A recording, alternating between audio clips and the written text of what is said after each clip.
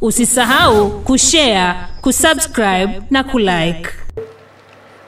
Anaitwa sasa kupewa daraja ya upadri.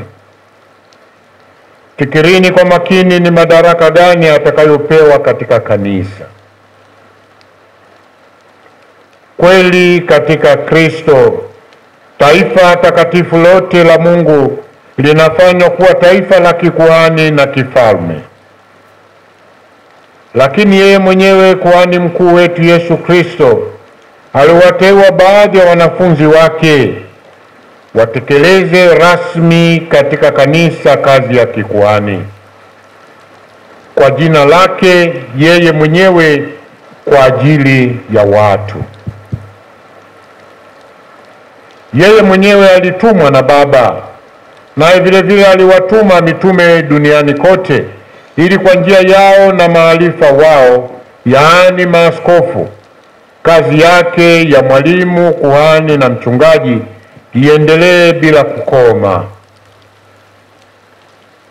Na hatimaye aliweka mapadri wawe washiriki wa urika wa maaskofu, nao wakiunganishwa na maaskofu katika kazi ya kikuhani huitwa kwa ajili ya huduma ya taifa la Mungu.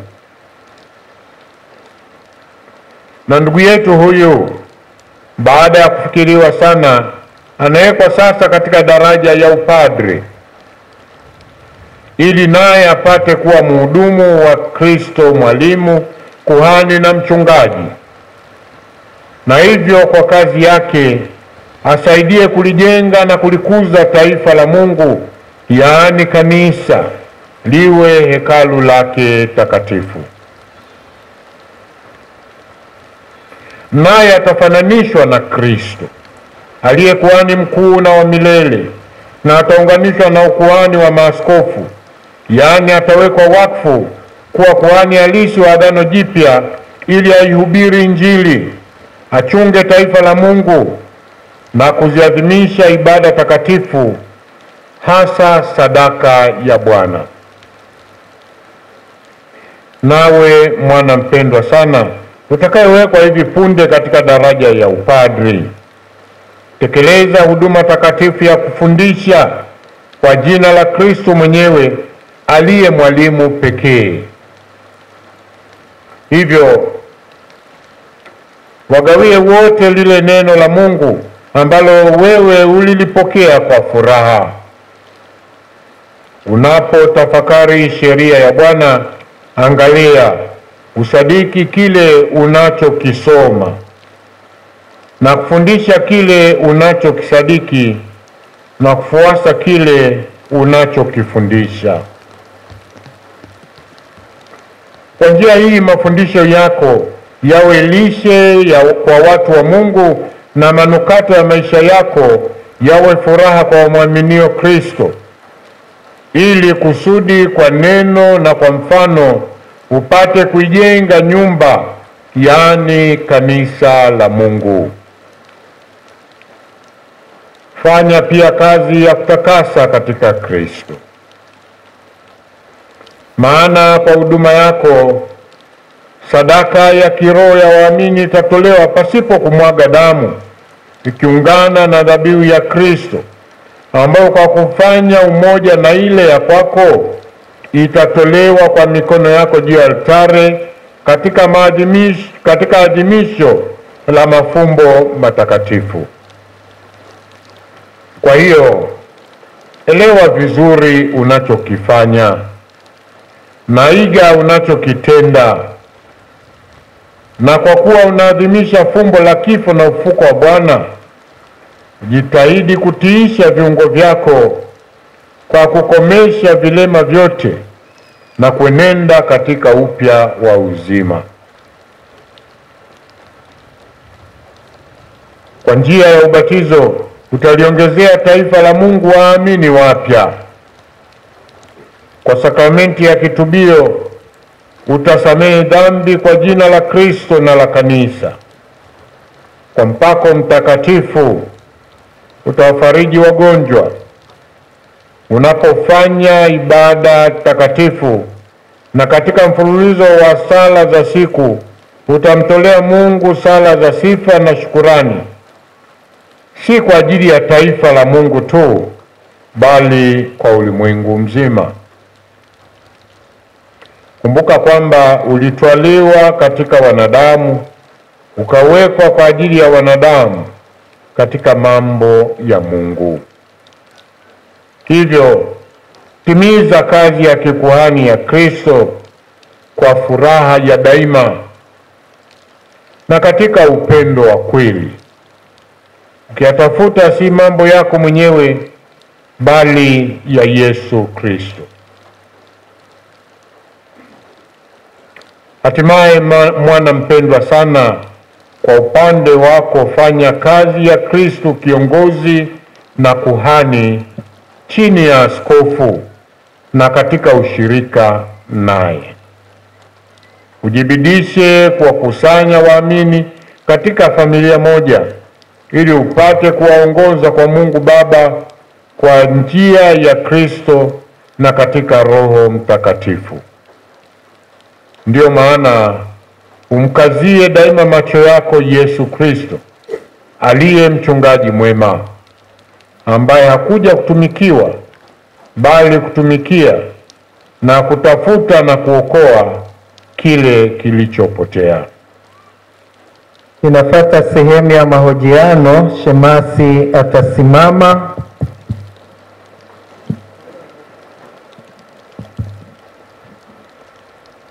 Ataulizwa na kila mwisho wa ulizo ataitikia nataka mara 4, na ile ya mwisho ya 5 atasema kwa msaada wa Mungu nataka. Tusikilize.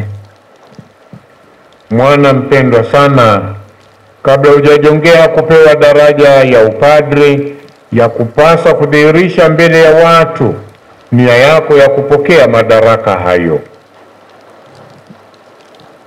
Je, wataka kutimiza daima kazi ya kikuhani katika ngazi ya mapadre kama msaidizi mwaminifu wa maaskofu katika kulichunga kundi la Bwana ukiongozwa na Roho Mtakatifu? Nataka.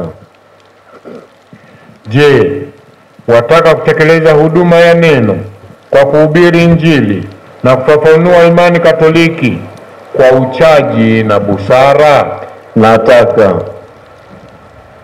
Je, wataka kuadhimisha mafumbo ya Kristo kwa ibada na uaminifu kulingana na mapokeo ya kanisa, kwa namna ya pekee sadaka ya Ekaristi na sakramenti ya upatanisho, kwa utukufu wa Mungu na kwa utakatifu wa taifa la Mungu? Nataka. Je, wataka pamoja nasi kumwomba Mungu huruma yake kwa ajili ya kundi unalokabidhiwa, ukidumu katika kutimiza agizo la kusali bila kukoma? Nataka.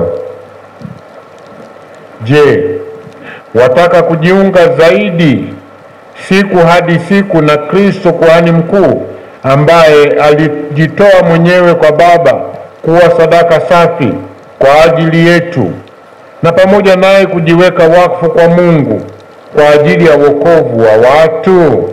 Kwa msaada wa Mungu nataka. Shemasi atapiga magoti mbele ya askofu, ataweka mikono yake ikiwa imefungwa kati ya mikono ya askofu, na itapata sehemu ya kuahidi utii. Je, waahidi kunipa mimi na waandamizi wangu heshima na utii? Naahidi. Katika Kristo. Mpendwa sana shemasi wetu Simon, wapendwa mapadre, wapendwa wazazi wa shemasi, wapendwa waamini wote na wote wenye mapenzi mema, tumsifu Yesu Kristo. Familia yetu ya jimbo la Geita inakutana tena leo kwa shukurani kubwa kwa Mungu. Mavuno apeleke watendakazi katika shamba lake. Tunampokea ndugu yetu huyu kama sehemu ya shukurani kubwa, kwani daima sala yetu imekuwa ni hiyo ya kuomba watendakazi katika maeneo yetu na katika kanisa kwa ujumla. Na sala hiyo haifungwi na adhimisho hili au maombi ndani ya jimbo letu peke yake. Inaligusa kanisa zima, kwa sababu ndio utaratibu Kristo aliotupatia. Tunapaswa kuomba wachungaji. Ndio maana hata kanisa zima kipindi hiki liko katika sala maalum ya kuomba mchungaji mkuu wa kanisa ambaye Mungu mwenyewe atatupatia kwa mapenzi yake, alichunge kundi ambalo Kristo amejipatia kwa damu yake. Kristo anayatenda hayo kama tulivyosikia katika nabii Isaya. Analiona hilo katika unabii wake. Anatamka kana kwamba ni kwa nafsi yake, lakini Kristo anakuja kulithibitisha kwamba Isaya ameongea habari za Kristo. Na ni katika habari hiyo mwendelezo wa hiyo kazi unaendelea, akiwemo ndugu yetu Simon ambaye leo kwa hiari yake na mapenzi yake mbele ya Mwenyezi Mungu anaitikia sauti hiyo ya Mungu. Lakini anapoitika anakumbushwa yafuatayo, kama tulivyosikia katika somo la kwanza, kwamba haitiki tu kwa nafsi yake, ni Roho wa Bwana, ni utendaji wa Mungu. Na kama ni Mungu anatenda, atayatenda haya kwa baraka ya Mungu. Isaya anasema amenitia mafuta. Baraka hiyo, ndugu yangu, lazima uendelee kuitunza. Si yako, ni ya Mungu. Amenitia mafuta, na hajakutia mafuta kwa lolote lile. Tumesikia kabisa, kwa ajili ya kuhubiri habari njema. Kumbe kama padre unawekwa sasa kwa mhubiri wa habari njema, si kwa sababu habari hiyo ni yako au unajitengenezea. Mhubiri yoyote anachukua yaliyo yake Mungu, anapewa, anatumwa. Ndio maana Isaya anaendelea, anasema amenituma. Na kama mtumwa, lazima uelewe aliyekutuma na ujumbe aliyokupatia. Na hiyo tu haitoshi, walengwa wa ujumbe huo. Isaya anawataja, wako waliovunjika moyo, wako walio mateka, wako walio wafungwa.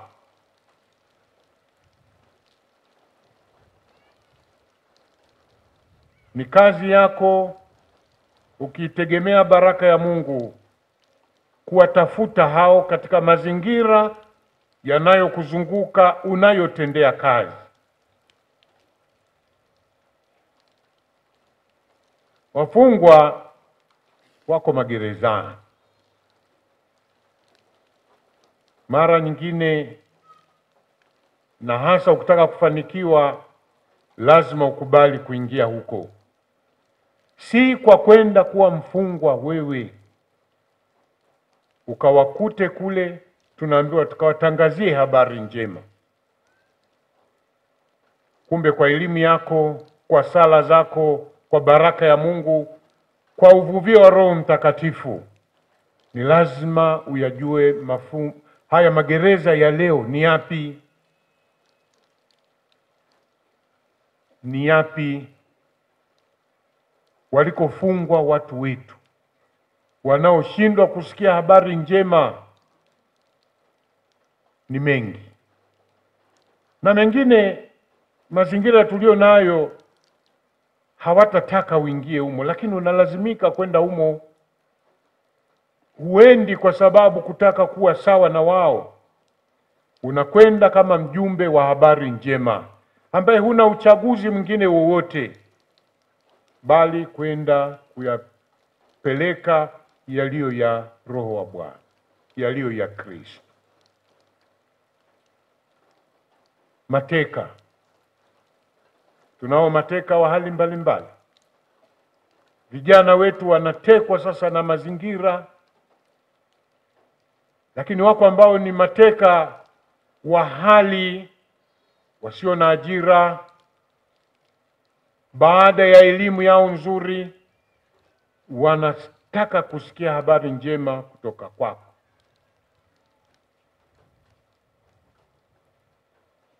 Kwa hiyo ukawaone, uwachague, uwatambue, na kila utakapogundua huyu ni mateka, huna jinsi, huna uchaguzi baba, ni kutangaza habari njema.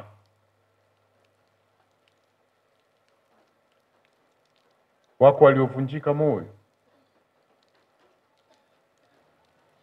Usikimbie tu kuangalia wamevunjika moyo, lazima ujue ni nini kimewavunja moyo, na kuchukua tahadhari. Usije wewe mwenyewe pia ukaingia katika mkumbo huo, kuvunjika moyo, kuwa mateka au kubaki mfungwa, ukienda kule kufanya kazi ya kuwaokoa hao. Mara nyingine watu watakushangaa, kwa nini umefika na huku? Na unasikia lugha za siku hizi, msije kwenye siasa huku, tuachieni, hata kama kuna michezo michafu tuachieni. Hapana,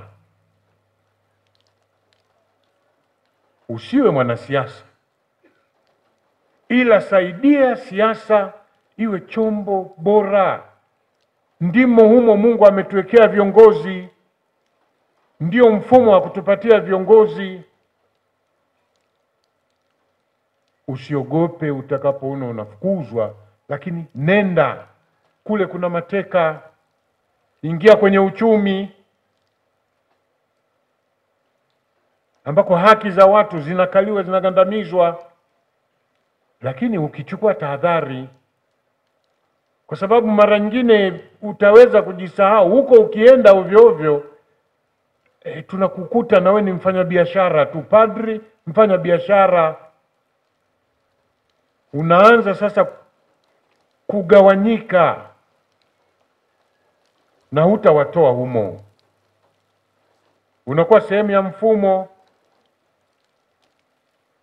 utaingia katika maadili. Kuna mateka, kuna wafungwa, kuna waliovunjika moyo humo. Kasaidie jamii. Hayo nayatenda kwa sababu Isaya anasema umetumwa, huna uchaguzi.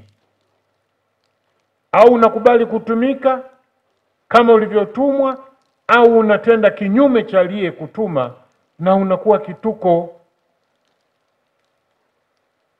Watakuita ndio jina la padri, lakini ni wewe mwenyewe kujipima. Bado hali hiyo unayoingia leo ipo, kama humtii aliyekutuma na utaratibu.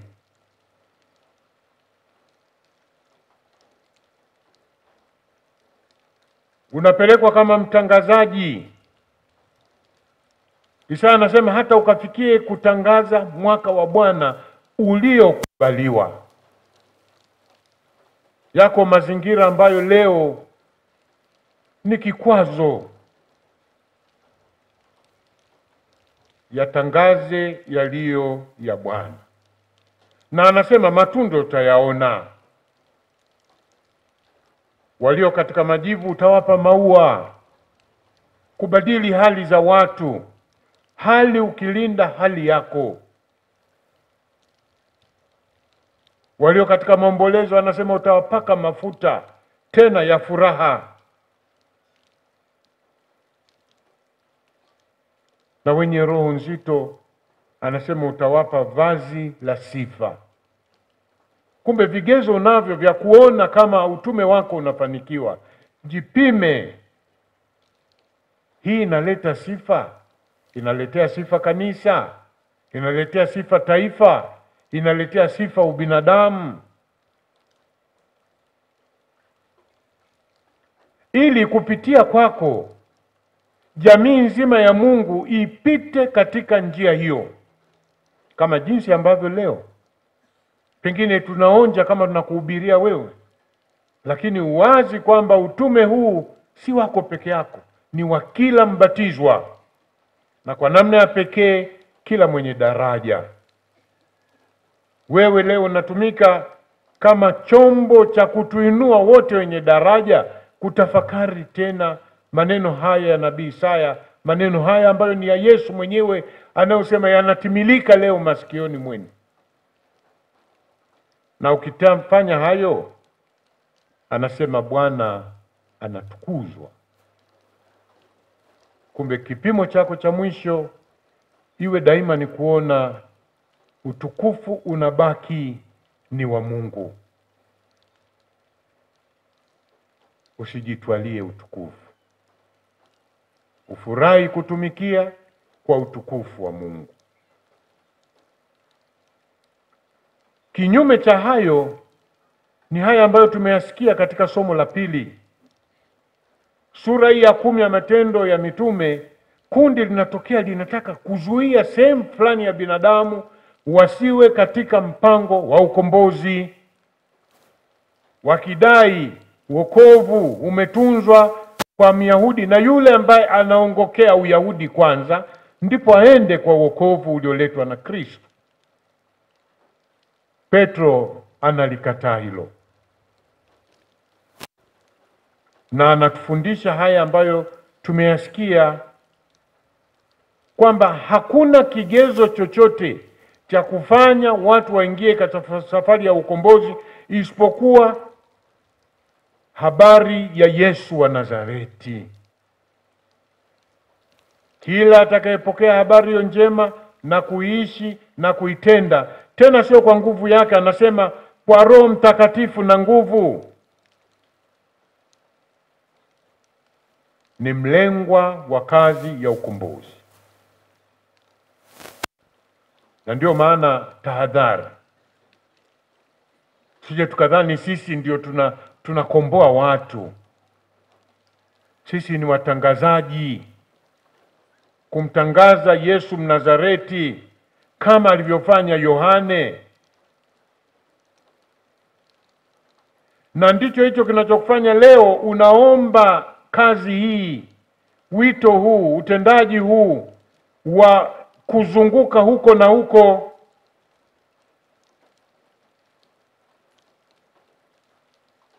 Anasema hata Yesu alizunguka huko na huko akitenda kazi njema na kuponya wote walioonewa na Ibilisi.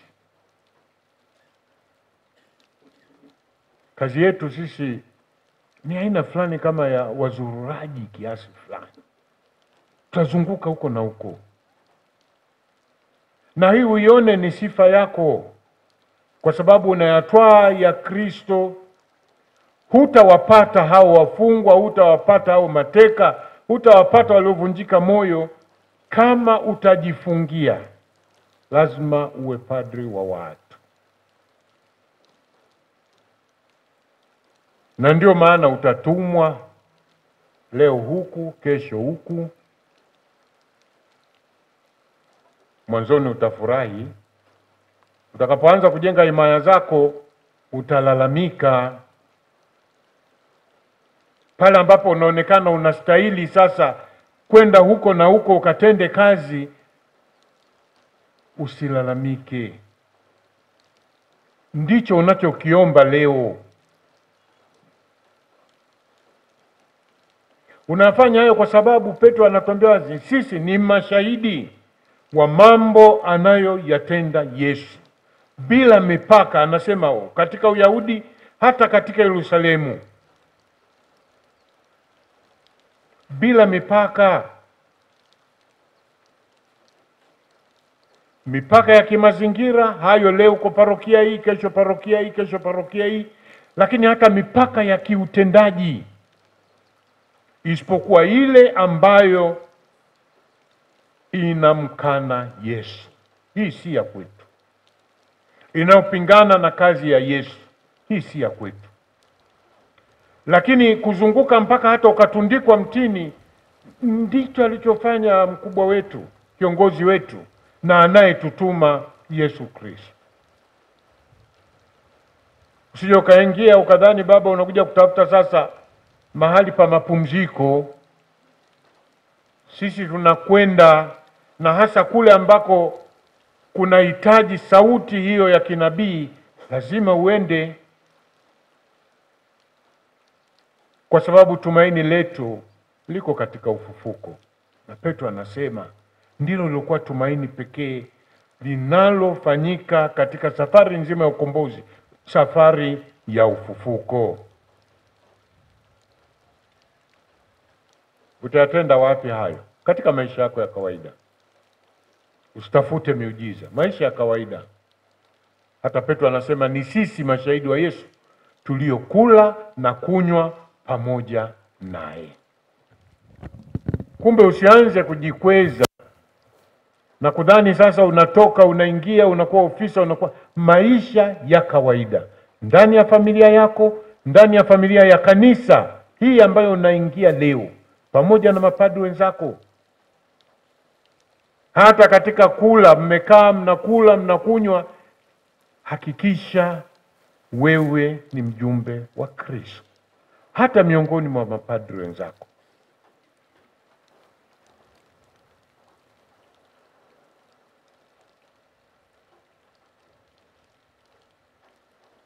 Kwa hiyo hatimaye humo ndio unajichotea nguvu hiyo ambayo Mwenyezi Mungu anakupatia sasa, ukawe mhudumu hata wa mafumbo yake na kufikia kupewa nguvu hata ya kuondolea dhambi.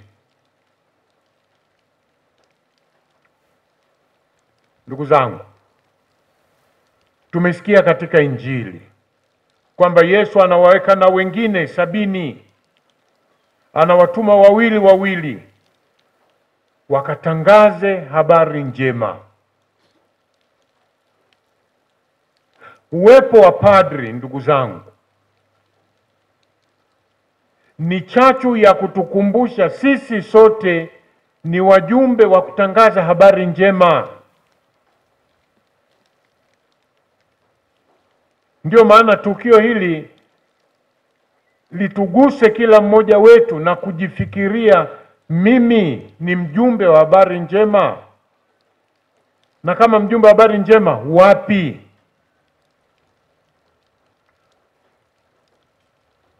Sura hii ya 10 ambapo Yesu anaongelea kuwatuma hawa 70, sura iliyotangulia sura ya 9 ya Injili ya Luka, wanatumwa wale 12 tenashara.